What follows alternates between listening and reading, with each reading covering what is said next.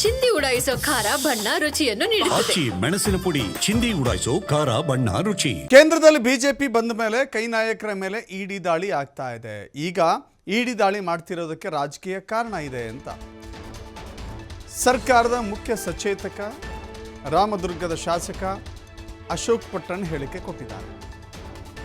ಕೇಂದ್ರ ಸರ್ಕಾರ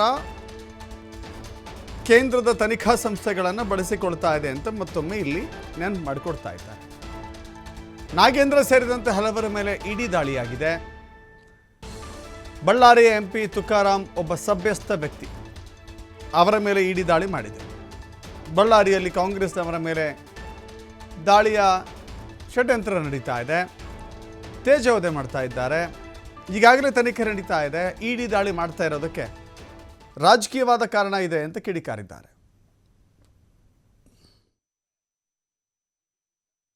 ಇಡೀ ನಾಗೇಂದ್ರ ಮೇಲೆ ಕನ್ಸರ್ನ್ ಮಿನಿಸ್ಟ್ರು ದಾಳಿ ಮಾಡಿದರೆ ಕೆಲವೆಲ್ಲ ಬಂದೆ ಅಂತ ಎಲ್ಲ ಪೇಪರ್ ಮಧ್ಯದಿಂದ ರೈಡ್ ಆಗಿದೆ, ಬಂದಿದೆ, ಎನ್ಕ್ವೈರಿ ನಡೀತಾ ಇದೆ. ಯಾರು ತಪ್ಪಿಸ್ತಾರದ ಶಿಕ್ಷೆ ಕೊಡ್ತಾರೆ. ಅಷ್ಟರೊಳಗೆ ಇಡಿ ಅವರು ಸಂಬಂಧಪಟ್ಟ ತುಕಾರಾಂ ಭಾಳ ಸಭ್ಯಸ್ಥ ಮನುಷ್ಯ, MP ಆಗಿದ್ದಾರೆ, ಅವ್ರ ಮಿಸ್ಸಸ್ MLA ಆಗಿದ್ದಾರೆ, ಅವರೆಲ್ಲ ಸಭ್ಯ ಅಂತ ಇವರು ಅಂಥವ್ರ ಮೇಲೆಲ್ಲ. ಆಮೇಲೆ ಎಸ್ಪೆಷಲಿ ನಮ್ಮ ಕಾಂಗ್ರೆಸ್ ಶಾಸಕರು ಯಾರಿದ್ದಾರೋ ಬಳ್ಳಾರಿ ಒಳಗೆ ಎಲ್ಲರ ಮನೆಯೂ ರೈಡ್ ಮಾಡ್ತಾರೆ.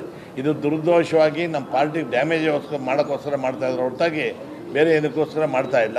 ನಮ್ಮ ತೇಜೋವಧೆ ಮಾಡಬೇಕು ಕಾಂಗ್ರೆಸ್ ಪಕ್ಷ ಶಾಸಕರು ಮಾಡ್ತಾ ಇದ್ದಾರೆ. ಅದರಲ್ಲಿ ಏನು ಉರುಳಿಲ್ಲ. ತಪ್ಪಿತಸ್ಥರಾಗಿದ್ದರೆ ಬೇಕಾದ್ರೆ ಅವ್ರು ಸಿಕ್ಕಾಕೊಂಡ್ರೆ ಬೇಕಾದ್ರೆ ಯಾರು ಕೇಸ್ ಹಾಕಲಿ. ಈಗ ಎನ್ಕ್ವೈರಿ ಒಂದು ಆಲ್ರೆಡಿ ನಡೀತಾ ಇದೆ. ನಡೆಯೋದ್ರಾಗೆ ಇಡೀ ಈ ಥರ ಎಲ್ಲ ರೈಡ್ ಮಾಡೋದು ನೋಡಿದ್ರೆ ಇವು BJP ಸರ್ಕಾರದ ಬ್ಯಾಕ್ಗ್ರೌಂಡ್ ಇದೆ. ಇದಕ್ಕೆ ಯಾರೋ ಮುಖ್ಯವಾದಂಥ ಲೀಡರ್ಗಳು ಸೇರಿಕೊಂಡು ಕಾಂಗ್ರೆಸ್ ಪಕ್ಷದ MLAಗಳ ಮೇಲೆ ನಮ್ಮ ಪಕ್ಷಕ್ಕೆ ಕೆಟ್ಟ ಹೆಸರು ಬರಲಿಂತ ತೇಜೋವಧೆ ಮಾಡ್ತಾ ಇದ್ದಾರೆ.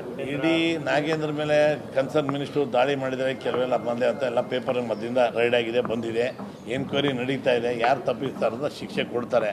ಅಷ್ಟರೊಳಗೆ ಇಡಿ ಅವರು ಸಂಬಂಧಪಟ್ಟ ತುಕಾರಾಂ ಭಾಳ ಸಭ್ಯಸ್ಥ ಮನುಷ್ಯ, MP ಆಗಿದ್ದಾರೆ, ಅವ್ರ ಮಿಸ್ಸಸ್ MLA ಆಗಿದ್ದಾರೆ, ಅವರೆಲ್ಲ ಸಭ್ಯ ಅಂತ